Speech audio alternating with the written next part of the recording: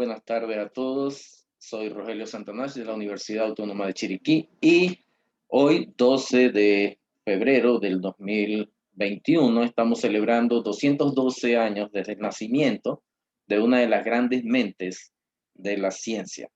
una de las mentes más preclaras de la biología. Nació el día de hoy, hace 212 años, y hablamos hoy de Charles Robert Darwin. Charles Robert Darwin fue el creador de una, o el ideador de una de las teorías más importantes que se manejan en el nivel de ciencias, puesto que modificó todo el sistema de pensamiento que existía hasta su momento. Charles Darwin nació en Shrewsbury, Inglaterra, en el año 1809, precisamente el 12 de febrero. Por eso estamos hablando hoy de él, celebrando su cumpleaños, el día de su nacimiento. Y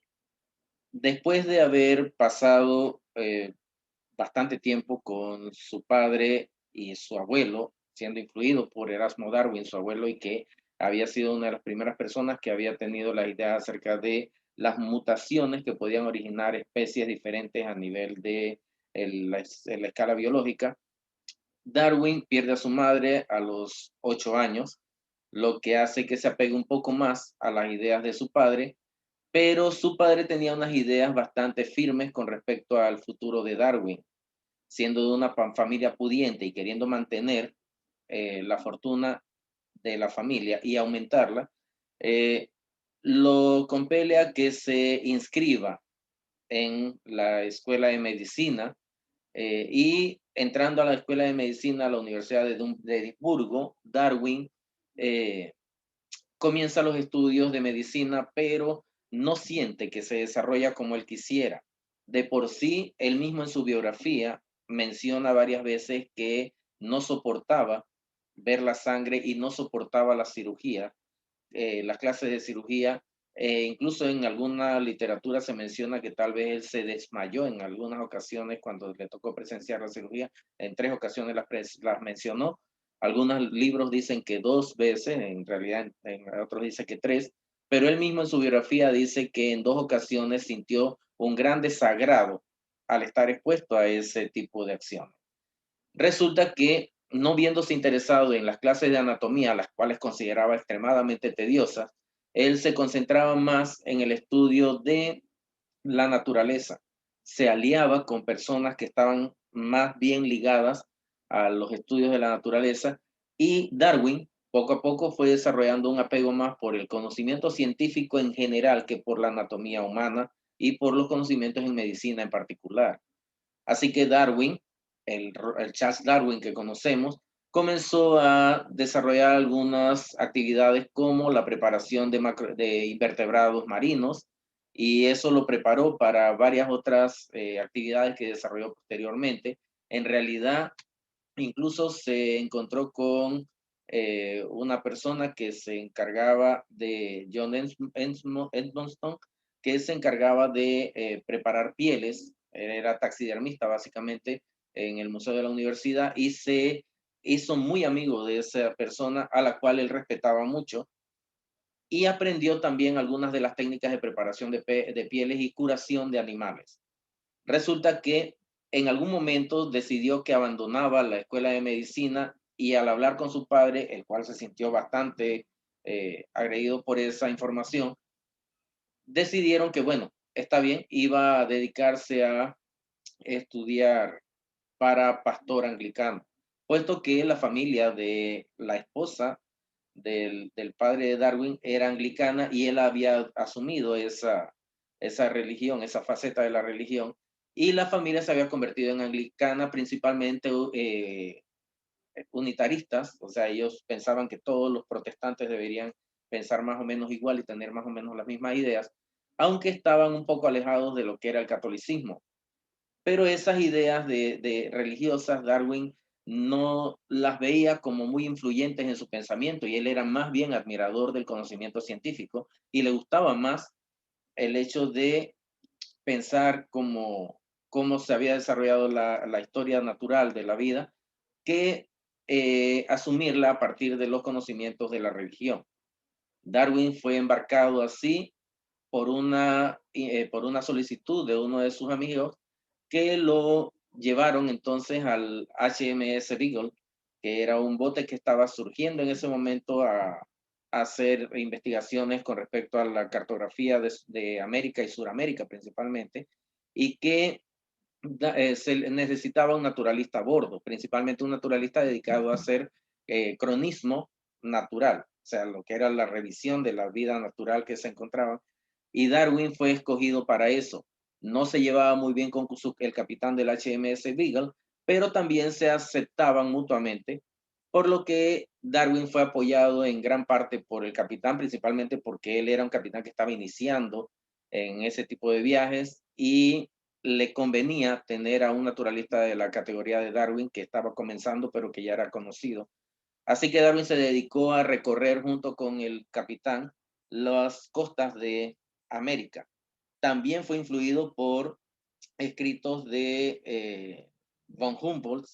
que muchos saben que es uno de los principales investigadores científicos, fue un geólogo importante que se dedicó a la descripción geográfica, siendo ingeniero, se dedicó a la descripción geográfica de América, principalmente entrando por Brasil y saliendo, sí, por Brasil y saliendo en la costa pacífica, luego subiendo hacia México y en México se dedicó también a hacer estudios de geografía y cartografía en esa región. Pero esos escritos de él influyeron grandemente en Darwin y Darwin comenzó a observar algunas situaciones importantes. Él iba más bien como geólogo, pero le importaba mucho la vida biológica, el aspecto biológico del recorrido. Y al estudiar la vida, se iba dando cuenta que había una relación importante entre ellos. Él ya había mantenido algunos contactos con Charles Lyell, que era un geólogo importante y tenía conocimiento sobre geología. Darwin empezaba a ver que, aunque él respetaba mucho a Lyell, no aceptaba del todo las teorías de Lyell. Y Darwin comenzó a crear sus propias ideas. De hecho, en algún momento describió el origen de los atolones en los mares del Pacífico. También estuvo muy involucrado en la forma como se desarrollaban los estratos geológicos y de dónde surgían esos estratos geológicos, cómo se levantaban y se hundían la, las regiones las diferentes regiones eh, geológicas, y eso fue dándole una idea importante de cómo se iba desarrollando el planeta, pero a la vez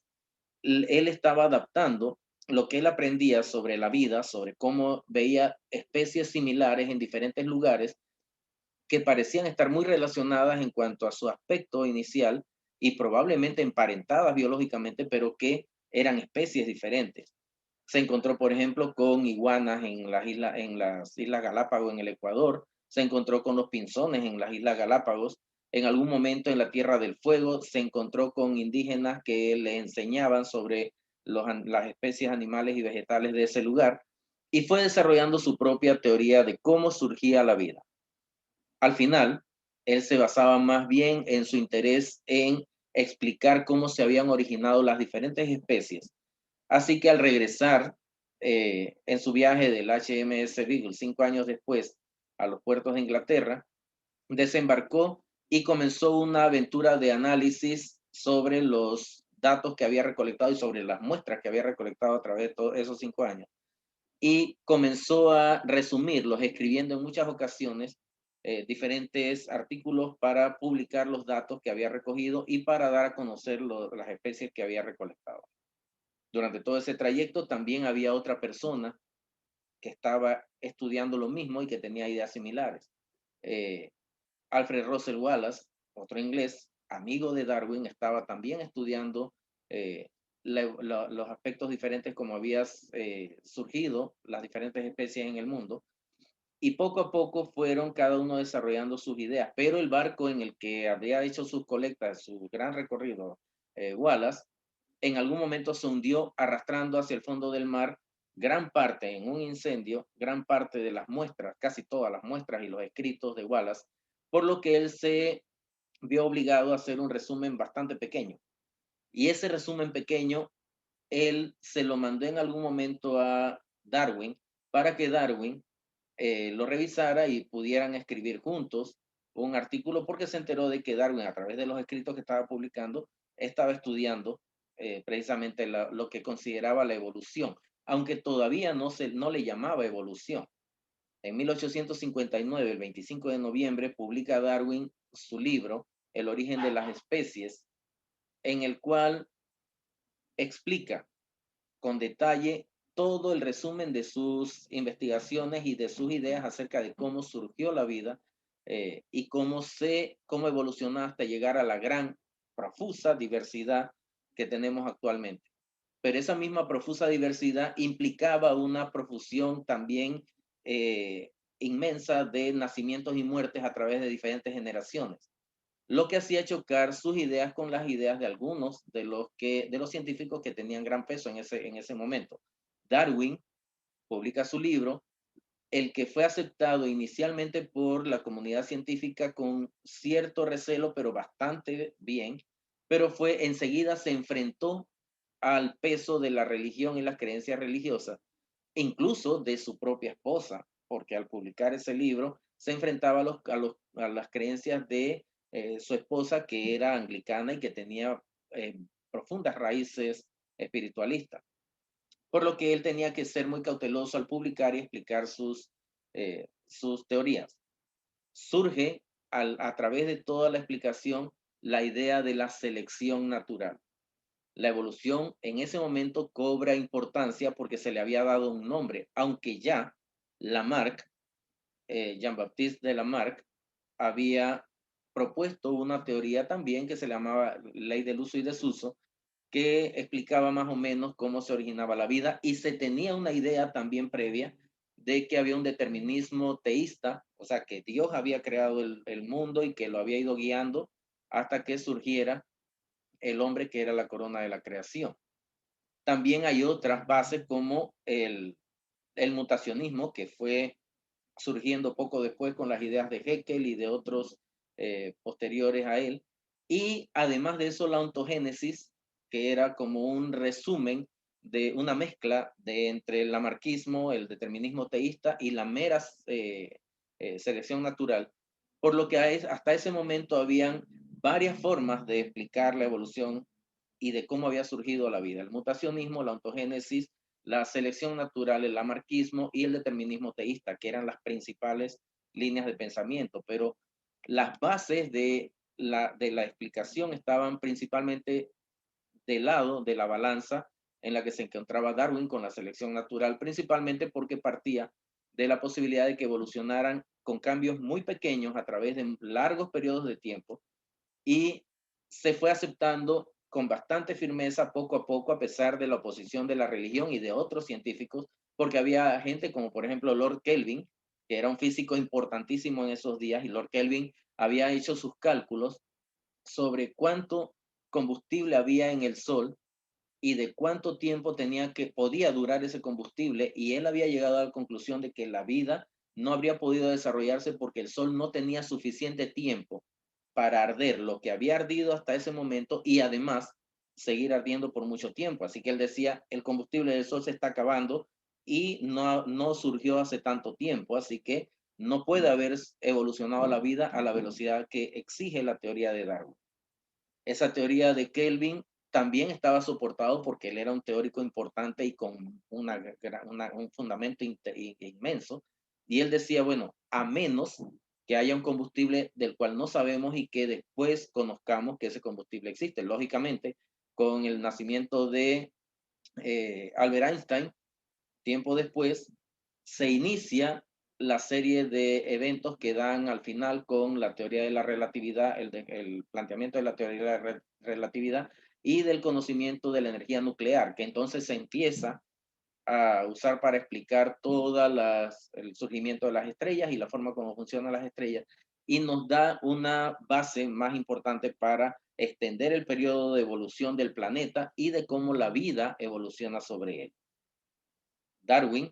luego es estudiado por muchos científicos, pero en 1930, alrededor de los años 30, tres principalmente hacen una especie de resumen de la teoría darwinista y surge el neodarwinismo o teoría sintética con George Simpson, que era un paleontólogo, Ernst Mayr, que era un sistemático, y Theodosius Dobzhansky, que era un genético de poblaciones. Y entre los tres resumen toda la información de Darwin y adaptan sus conocimientos a la teoría de Darwin. En ese momento se moderniza la teoría, surge el neodarwinismo y principalmente inicia la publicación de la revista Evolución, que desde esos días hasta ahora ha sido la que lleva el liderazgo en cuanto a las publicaciones evolucionistas. Darwin, desde su nacimiento, fue básicamente desarrollándose para crear una teoría que modificó todo el conocimiento hasta ese momento adquirido sobre la vida. Todos los biólogos celebramos hoy el nacimiento de Darwin y todos nosotros nos sentimos agradecidos de las grandes contribuciones que hizo a la filosofía y al conocimiento biológico. Esto es All Science. Espero que nos veamos próximamente y les agradezco su atención. Posteriormente nos veremos y cualquier pregunta pueden hacerla en los comentarios abajo. También si les sugiero que se suscriban y vamos a seguir aumentando el canal a ver si en algún tiempo hacemos otras actividades más importantes con esto. Muchas gracias a todos por su atención.